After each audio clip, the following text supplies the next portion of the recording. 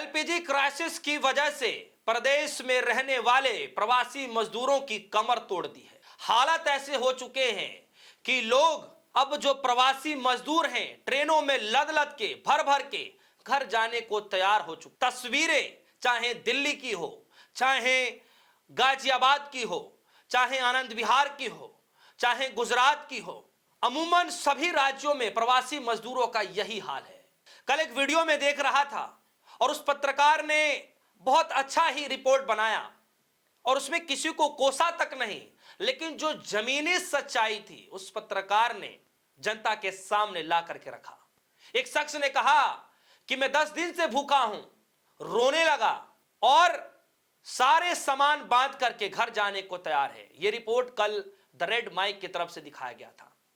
और दोस्तों ऐसा ही नजारा हर जगह से देखी जा रही है। और मैं आपको बता दूं, मैं कुछ दिन पहले अखिलेश यादव की रैली में गया था।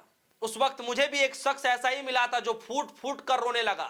कह रहा था कि मैं ब्लिंकिट में काम कर रहा था और मेरे साथ कई सारे लोग थे और जहां से मैं आया मुझे वापस जाना पड़ा। क्यों? क्योंकि यहां पर गैस मुझे मिल नहीं रही थी। गाजियाबाद में काम कर रहा था और वो फूट फूट कर रोने लगा। मैं वीडियो दिखाऊंगा आपको कि क्या वो शख्स कह रहा था और कितने दिल से वो रो रहा था, मैं वो दिखाऊंगा आपको। साथ ही साथ एक वीडियो ऐसा भी दिखाऊंगा कि लंबी लंबी कतारें, लंबी लंबी लाइनें लगी हुई हैं और उसमें एक छोटा सा बच्चा बैठ करके गैस सिलेंडर मिलने का इंतजार कर रहा है। जब एक पत्रकार ने सवाल पूछा कि क्या यही अच्छे दिन हैं, तो उस लड़के ने जो जवाब दिया वो आपको सुनना चाहिए। खैर, मैं इस पर कोई पॉलिटिकल चीजें नहीं करने आया, मैं सिर्फ ये बताने आया हूं कि एलपीजी के क्राइसिस से हकीकत में मामला गंभीर हो गया है। और सबसे बड़ी बात यह है कि इधर एलपीजी की दिक्कत समझ में आ रही है, उधर जो पेट्रोल डीजल देने वाली जो कंपनियां हैं वो भी अपनी हरकतों से बाज नहीं आ पा रही हैं। तमाम पत्रकारों ने सवाल पूछना शुरू कर दिया है कि वैसे तो जब पेट्रोल डीजल के दाम बढ़ते हैं तब तो आपको कोई तकलीफ नहीं, लेकिन एक महीने की जरा सी थोड़ी सी तकलीफ क्या आई, आपने उस वक्त भी आम जनता को सहारा नहीं दिया। इस तरीके के सवाल पूछे जा रहे हैं।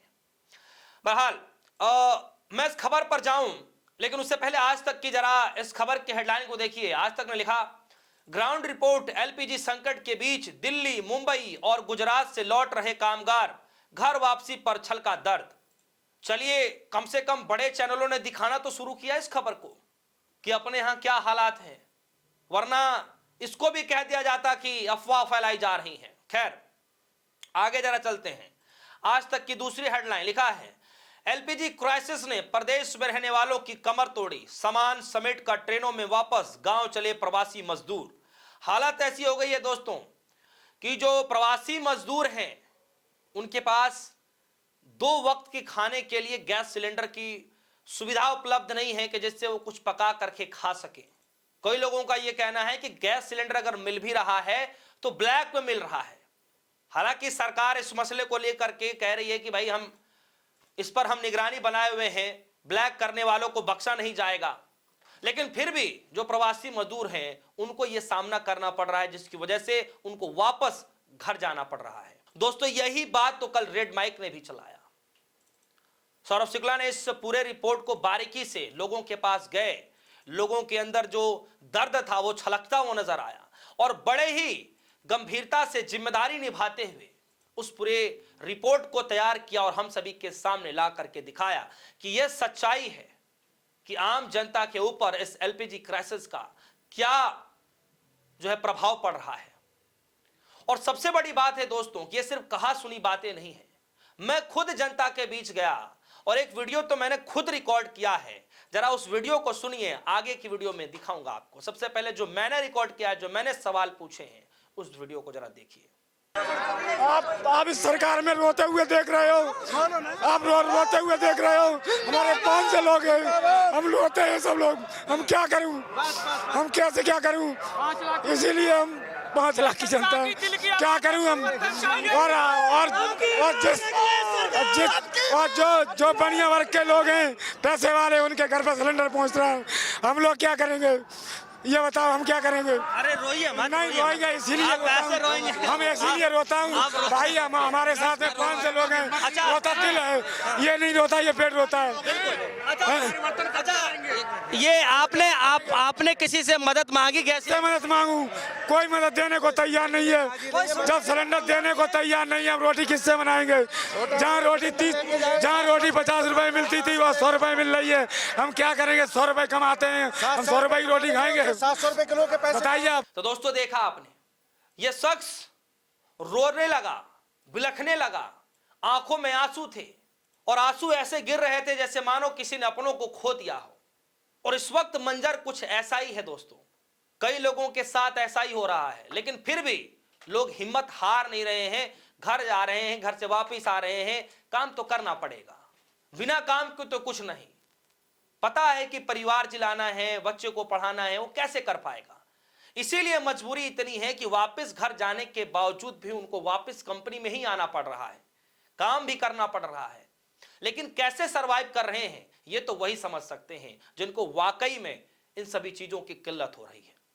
अब जरा इस वीडियो को सुनिए कि लंबी लंबी कतारें लगी हुई हैं और उसमें एक छोटा सा बच्चा बैठा हुआ है, और किस तरीके से जब रिपोर्टर ने सवाल पूछा और उसका जवाब जो लड़के ने दिया, जमकर उसकी तारीफ की जा रही है, जमकर लोग शेयर कर रहे हैं। जरा आप भी देखिए। अरे अच्छे दिन ले आए मोदी जी, चाचा बोल रहे हैं। बहुत अच्छे दिन है। देखो वहाँ से वहाँ तक लाइन है पूरी। 4 बजे से यहाँ पे लाइन में खड़ा हूँ। घर में गैस नहीं है? हैं? घर में गैस नहीं है? कहाँ है गैस? चूल्हे पे बना रहे तो मकान वाली बोल रहा है। मकान मालिक क्या बोलता है? कहते हैं जो पेंट खराब हो जाएगा, काला पड़ जाएगा कमरा। तो कैसे घर में खाना पीना कैसे बन रहा है? होटल से आ रहा है।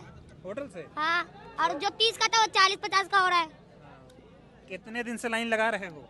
4 दिन हो गए। 4 दिन हो गए, गैस नहीं मिल रहा। और कहाँ? टीवी पे दिखा रहे हैं कि सबको गैस मिल रहा है। कहाँ किसी को मिल रहा है? हाँ। नहीं मिल रहा है, सबको मिल ही रहा है जैसे। हाँ?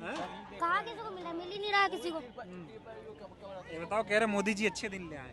कहा बहुत अच्छे दिन है, ये देख तो रहे हो यहाँ से वहाँ तक।